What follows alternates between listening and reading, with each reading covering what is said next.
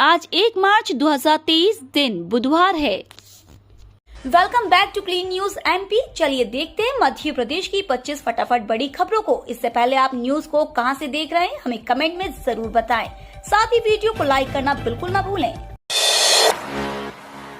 मध्य प्रदेश की शिवराज सरकार के चौथे कार्यकाल का ई बजट आज पेश होगा। शिवराज सरकार अपने चौथे कार्यकाल का अंतिम बजट आज बुधवार को विधानसभा में प्रस्तुत करेगी, जिसमें राज्य सरकार लोक लुभावन योजनाओं की घोषणा करने के साथ लाडली बहना, प्रधानमंत्री आवास, शहरी एवं ग्रामीण नल जल योजना सहित बड़े वर्ग को प्रभावित करने वाली अन्य योजनाओं के लिए बजट का प्राविधान करेगी। इस बार का बजट लगभग 3,20,000 करोड़ रुपए का होने की उम्मीद है। मध्य प्रदेश विधानसभा में पहली बार पेपरलेस बजट होगा। मध्य प्रदेश की शिवराज सरकार के चौथे कार्यकाल का ई बजट आज पेश होगा। शिवराज सरकार अपने चौथे कार्यकाल का अंतिम बजट आज बुधवार को विधानसभा में प्रस्तुत करेगी, जिसमें राज्य सरकार लोक लुभावन योजनाओं की घोषणा करने के साथ लाडली बहना, प्रधानमंत्री आवास, शहरी एवं ग्रामीण नल जल योजना सहित बड़े वर्ग को प्रभावित करने वाली अन्य योजनाओं के लिए बजट का प्राविधान करेगी। इस बार का बजट लगभग 3,20,000। विधानसभा चुनाव के 8 महीने पहले ही मध्य प्रदेश में घोषणाओं की बहार। मध्य प्रदेश में 8 माह बाद विधानसभा चुनाव होने और चुनाव की तैयारी में जुटी शिवराज सरकार ने घोषणाओं की झड़ी लगा दी है। पिछले 2 महीने में 20,000 करोड़ रुपए लागत से अधिक राशि की घोषणाएं की गई है।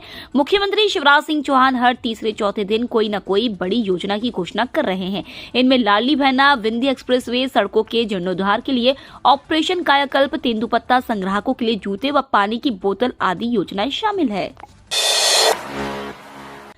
इंदौर एयरपोर्ट से 4 नई फ्लाइट 26 मार्च से होंगी शुरू। मध्य प्रदेश के इंदौर एयरपोर्ट से 26 मार्च से 4 नई फ्लाइटें शुरू होने जा रही है, जिनमें शिरडी, उदयपुर, अहमदाबाद और लखनऊ के लिए उड़ान शामिल है। सभी फ्लाइट का संचालन इंडिगो एयरलाइंस करेगी। इंदौर से अहमदाबाद फ्लाइट सप्ताह में 6 दिन उड़ान भरेगी। इसके साथ ही इंदौर से शिरडी के लिए दोपहर 12:25 पर शिरडी के लिए रवाना होगी। 2 बजे दोपहर शिरडी पहुंचेगी।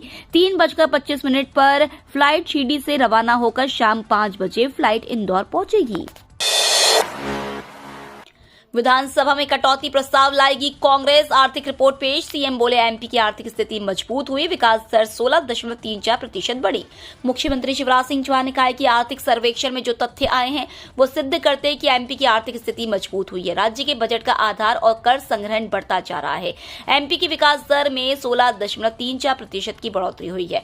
मुख्यमंत्री ने कहा 2002 में प्रदेश का सकल घरेलू उत्पाद 71,594 करोड़ से बढ़कर 13,22,000 करोड़ हो गया है। पर कैपिटा इनकम 2002 में 11,718 रुपए थी। 2022-23 में बढ़कर 1,40,500 रुपए पर कैपिटा इनकम हुई है। सरकार पर लगातार कर्ज लेने का आरोप लगाया जाता है, लेकिन आंकड़ों के हिसाब से पहले 39.5% कर्ज लिया जाता था। 2021-22 में कर्ज प्रतिशत घटकर 22.6 हो गया है। रॉयल्टी सेक्टर में भी विस्तार हुआ है। 13.4% किसानों को, एमएसएमई को 30.22% ऋण दिया गया है। 521 करोड़ से ज्यादा का ऋण स्ट्रीट वेंडर्स को दिया जा चुका है। AISTA ने शक्कर का उत्पादन अनुमान घटाया। मार्च का कोटा कल हुआ जारी। देश में शक्कर का उत्पादन पूर्वानुमान से कमजोर रह सकता है। इस वर्ष अक्टूबर 2022 से सितंबर 2023 के बीच शक्कर का उत्पादन 33.5 मिलियन टन रहने का अनुमान है। यह आकलन all India sugar traders association ने दिया है। इससे पहले एसोसिएशन ने शक्कर के उत्पादन का अनुमान 34.5 मिलियन टन आका था। उत्पादन का ताजा अनुमान एसोसिएशन की क्रॉप एस्टिमेशन कमेटी की बैठक के बाद सामने आया है। 24 फरवरी को ही कमेटी ने बैठक की थी। उधर मार्च का शक्कर का कोटा कल को जारी हो गया है। सीएम राइज स्कूलों में नर्सरी कक्षा का नहीं होगा संचालन। सीएम राइज स्कूलों के लिए स्कूल शिक्षा विभाग ने सत्र 2023-24 के लिए प्रवेश नीति तय कर दी है। सीएम राइज स्कूलों में नर्सरी कक्षा का संचालन नहीं होगा, इसलिए स्कूलों में नर्सरी कक्षाओं में प्रवेश नहीं दिया जाएगा। प्रवेश प्रक्रिया के पश्चात यदि रिक्त स्थान रहता है तो अन्य स्कूलों से आने वाले विद्यार्थियों को प्रवेश दिया जाएगा। विभाग ने साफ किया है कि कई स्कूलों में भवनों के मरम्मत का कार्य हो रहा है। ऐसे में पुराने जीर्ण शीर्ण भवनों को डिसमेंटल भी किया जाना है, इसलिए प्राचार्य कक्षाओं में बैठक व्यवस्था सुनिश्चित करे।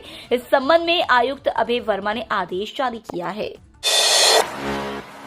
इंदौर के शोध से देश को मिल रही गति, हर क्षेत्र में किए अहम कार्य। शोध कार्यों में इंदौर राष्ट्रीय स्तर पर मजबूत पहचान बनाता जा रहा है। यहाँ के शिक्षण संस्थानों ने समाज को प्रभावित करने वाले कई ऐसे शोध दिए हैं जिससे देश की कई समस्याएं दूर हो रही हैं। इससे जीवन आसान बनता जा रहा है। जिस समय कोरोना महामारी का इलाज ढूंढने के लिए दुनिया भर के देश वैक्सीन पर शोध कर रहे थे, उस समय इंदौर का भारतीय प्रौद्योगिकी संस्थान भी ऐसे संस्थानों में शामिल था जिसने आगे बढ़कर सबसे पहले संक्रमण के इलाज के लिए शोध कार्य शुरू कर दिया था। IIT इंदौर जापान सरकार के साथ मिलकर इलेक्ट्रिक वाहनों की गुणवत्ता बेहतर करने पर भी कार्य कर रहा है। यूनेस्को ने भी ग्लोबल पैंडेमिक हब बनाने के लिए IIT इंदौर पर भरोसा जताया और यहां केंद्र स्थापित किया गया है। शिक्षक उम्मीदवारों के लिए बड़ी खबर, 18,000 से अधिक पदों पर होगी भर्ती। मध्य प्रदेश में शिक्षकों की भर्ती की प्रक्रिया नवंबर महीने में शुरू हो गई थी। दरअसल अक्टूबर-नवंबर में शुरू हुई प्रक्रिया के तहत 18,000 से अधिक प्राथमिक शिक्षक जबकि 5,000 से अधिक माध्यमिक और उच्च माध्यमिक शिक्षकों के पदों पर भर्ती की प्रक्रिया आयोजित की जानी थी। इसी बीच मध्य प्रदेश स्कूल शिक्षा विभाग शिक्षक नियोजित शिक्षकों के नियोजन की प्रक्रिया जल्द पूरी होगी, जिसके लिए निर्देश जारी किए गए हैं। मध्य प्रदेश स्कूल शिक्षा विभाग द्वारा जारी निर्देश के तहत कहा गया कि मध्य प्रदेश शिक्षक पात्रता परीक्षा वर्ग 3 प्राथमिक शिक्षक नियोजन वर्ष 2023-24 के लिए कार्रवाई संबंधित निर्देश जारी किया गया है। उम्मीदवारों को सलाह दी गई है कि वह शिक्षा विभाग के अधिकारियों से व्यक्तिगत रूप से जानकारी प्राप्त करने का प्रयास न करें। झाबुआ अलीराजपुर अंचल में महकेगी भगोरिया उत्सव की खुशबू। बहुप्रतीक्षित देश विदेश में प्रसिद्ध जनजातीय सांस्कृतिक पर्व भगोरिया का शुभारंभ आज बुधवार से हो रहा है। यह मस्ती भरा पर्व अगले 7 दिन अंचल को अपनी खुशबू से महका कर रखेगा। झाबुआ अलीराजपुर अंचल के 54 स्थानों पर भगोरिया मेले लगेंगे। चहु और जनजातीय संस्कृति के रंग दिखेंगे और खुशियां ही खुशियां होंगी। इस उत्सव को मनाने के लिए पलायन स्थलों से ग्रामीण लौट आए हैं। विकास योजनाओं के संबंध में राज्यपाल का आदिवासी हितग्राहियों से संवाद। मध्य प्रदेश के राज्यपाल मंगूभाई पटेल एक दिवसीय प्रवास पर सिंगरौली पहुंचे। सिंगरौली के ग्राम चरगोड़ा में राज्यपाल का परंपरागत रूप से स्वागत किया गया और गॉर्ड ऑफ ऑनर दिया गया। राज्यपाल ने चरगोड़ा में आयोजित कार्यक्रम में आदिवासियों से संवाद कर उनसे शासन की जन कल्याणकारी योजनाओं के संबंध में जानकारी ली। राज्यपाल ने कहा कि गुजरात में जिस तरह बेटी बचाओ बेटी पढ़ाओ अभियान चलाकर बेटियों के संरक्षण को अभूतपूर्व कार्य किया गया, उसी प्रकार मध्य प्रदेश सरकार द्वारा भी बेटियों के लिए बेटी बचाओ अभियान के तहत कई योजनाएं संचालित कर उन्हें लाभान्वित किया जा रहा है। किसानों को फ्री में मिलेगी 2 गाय या भैंस, 90% खर्च भी उठाएगी सरकार। किसानों और पशुपालकों की आय बढ़ाने के लिए सरकार की ओर से प्रयास किए जा रहे हैं। केंद्र सरकार की तरह ही राज्य सरकारें भी अपने अपने स्तर पर किसानों की आय में बढ़ोतरी के लिए नई नई योजनाएं ला रही है। इसके तहत किसानों को लाभान्वित किया जा रहा है। ऐसे ही एक योजना जो पशुपालकों के लिए चलाई जा रही है, इसके तहत सरकार की ओर से पशुपालकों को मुफ्त में 2 गाय या भैंस दी जा रही है। साथ ही पशु के चारे सहित अन्य खर्चों के लिए 90% तक अनुदान दिया जा रहा है। दरअसल मध्य प्रदेश सरकार की ओर से बेगा, भारिया और सहरिया समाज के लोगों को पशुपालन से जोड़ने के लिए उन्हें मुफ्त में 2 गाय या भैंस प्रदान की जा रही है। इसके लिए सरकार उन्हें सब्सिडी का लाभ दे रही है। यदि आप मध्य प्रदेश से हैं और बेगा, भारिया और सहरिया समाज से आते हैं तो आप इसका लाभ उठा सकते हैं। मुख्यमंत्री लाडली बहना योजना की अभी से करे तैयारी। मुख्यमंत्री लाडली बहना योजना के फॉर्म भरे जाने की तैयारियां अभी से प्रारंभ किए जाने के निर्देश कलेक्टर सौरभ कुमार सुमन ने दिए हैं। उन्होंने यह निर्देश समय सीमा प्रकरणों की समीक्षा बैठक के दौरान दिए। महिलाओं को आर्थिक रूप से स्वावलंबी बनाने और उनके आश्रितों के स्वास्थ्य और पोषण को ध्यान में रखते हुए यह योजना प्रारंभ की जा रही है। मध्य प्रदेश विधानसभा चुनाव के लिए कमलनाथ को फ्री हैंड, ले सकेंगे सभी फैसले। नवंबर 2023 में होने वाले मध्य प्रदेश विधानसभा चुनाव में कांग्रेस का चेहरा पूर्व मुख्यमंत्री कमलनाथ ही रहेंगे। क्षेत्रीय स्तर पर वरिष्ठ नेताओं की भूमिका भी तय होगी। सबको अलग अलग जिम्मेदारियां दी जाएंगी। इसके लिए जल्द ही राजनीतिक मामलों की समिति की बैठक बुलाई जाएगी। इसमें चुनाव अभियान की रूपरेखा से लेकर प्रत्याशी चयन को लेकर चर्चा होगी। रायपुर में हुए राष्ट्रीय अधिवेशन में पार्टी के शीर्ष नेतृत्व ने मध्य प्रदेश के विधानसभा चुनाव को लेकर हर तरह के फैसले लेने के लिए मध्य प्रदेश कांग्रेस अध्यक्ष कमलनाथ को फ्री हैंड दिया है। नहीं भर पाए हैं इनकम टैक्स रिटर्न तो आपके पास 31 मार्च तक है मौका।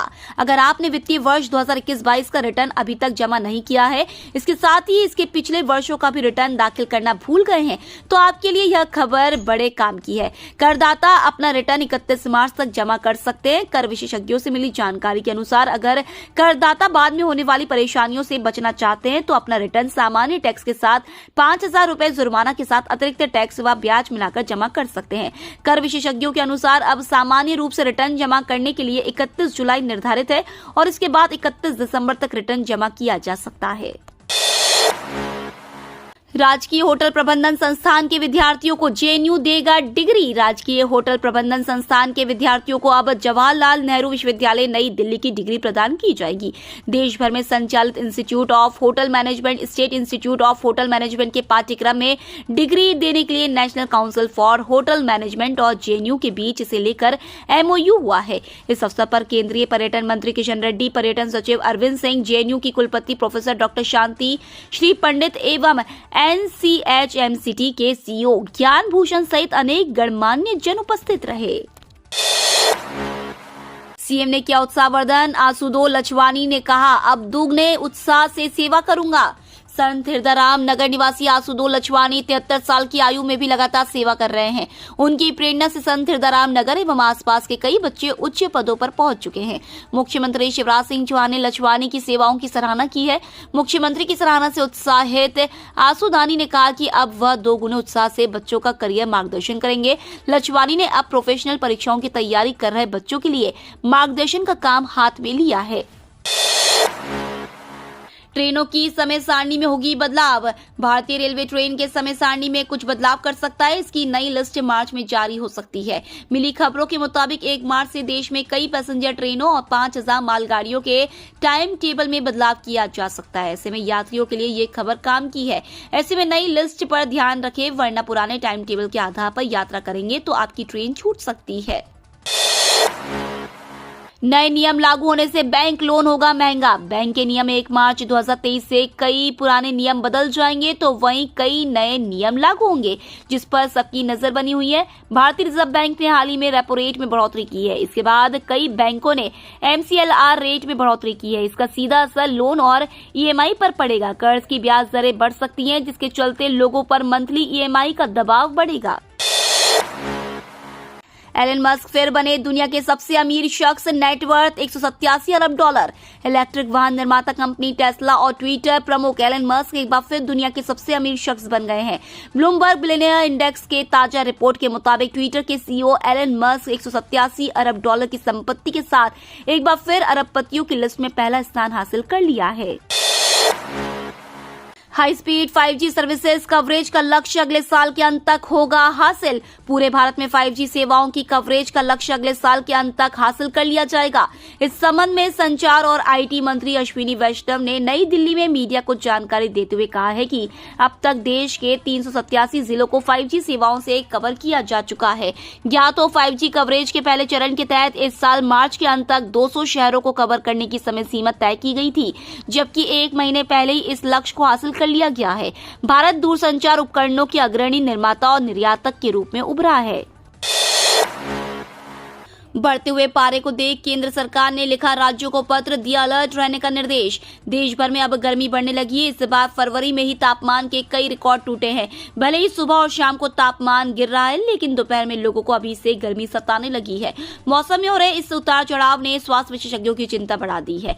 इसी के मद्देनजर तापमान में बढ़ोतरी के साथ ही केंद्रीय स्वास्थ्य सचिव राजेश भूषण ने गर्मी से जुड़ी बीमारियों को लेकर राज्यों और केंद्र शासित प्रदेशों को अलर्ट जारी किया है। उन्होंने सभी से नेशनल एक्शन प्लान पर ध्यान देने को कहा है। साथ ही कहा है कि 1 मार्च 2023 से सभी राज्यों और जिलों में जलवायु परिवर्तन और मानव स्वास्थ्य पर राष्ट्रीय कार्यक्रम के तहत गर्मी से संबंधित बीमारियों पर दैनिक निगरानी एकीकृत स्वास्थ्य सूचना मंच पर आयोजित की जाएगी। बढ़ सकते LPG और CNG के दाम। मार्च महीने में त्योहारी सीजन शुरू हो जाएंगे। ऐसे में गैस की कीमत पहले ही लोगों की कमर तोड़ चुकी है। बता दें कि LPG, CNG और PNG गैस के दाम हर महीने की शुरुआत में तय होते हैं। हालांकि पिछली बार रसोई गैस सिलेंडर के दाम नहीं बढ़े थे, लेकिन इस बार त्योहार के चलते गैस की कीमत में वृद्धि हो सकती है। सोशल मीडिया से जुड़े नियमों में होगा बदलाव। बता दें कि हाल ही में भारत सरकार ने आईटी नियमों में बदलाव किया है। ट्विटर, फेसबुक, यूट्यूब और इंस्टाग्राम जैसे सोशल मीडिया प्लेटफॉर्म को अब भारत के नए नियमों का पालन करना होगा। नया नियम धार्मिक भावनाओं को भड़काने वाले पोस्ट पर लागू होगा। यह नया नियम मार्च में लागू किया जा सकता है। गलत पोस्ट करने पर यूजर्स को जुर्माना अथवा जेल की हवा भी खानी पड़ सकती है। मध्य प्रदेश में 2 दिन बाद तापमान में कुछ गिरावट होने के आसार। वर्तमान में एक पश्चिमी विक्षोभ अफगानिस्तान और उसके आसपास बना हुआ है। इसके असर से पाकिस्तान और उससे लगे राजस्थान पर एक प्रेरित चक्रवात बन गया है। मौसम वैज्ञानिकों के मुताबिक इन 2 मौसम प्रणालियों के सक्रिय रहने से हवा का रुख दक्षिणी हो गया है। इससे तापमान बढ़ने की संभावना है। मौसम का इस तरह का मिजाज 2 मार्च तक बना रह सकता है। उसके बाद तापमान में कुछ कमी आ सकती है। उधर मंगलवार को मध्य प्रदेश में सबसे अधिक 38 डिग्री सेल्सियस तापमान राजगढ़ में दर्ज किया गया। पूरे देश में खतरा, केंद्र ने जारी की गाइडलाइन। केंद्रीय स्वास्थ्य मंत्रालय ने मार्च से मई तक संभावित लू के लिए एडवाइजरी के साथ एक लिस्ट जारी की है। इसमें कहा गया है कि जब भी संभव हो प्यास न लगने पर भी पर्याप्त पानी पिए। ORS का इस्तेमाल करें। घर के बने पेय जैसे नींबू पानी, छाछ, लस्सी, फलों के रस पिए। पतले, ढीले, सूती व हल्के रंग के कपड़े पहने। छाता, टोपी, तौलिए से सिर ढकें।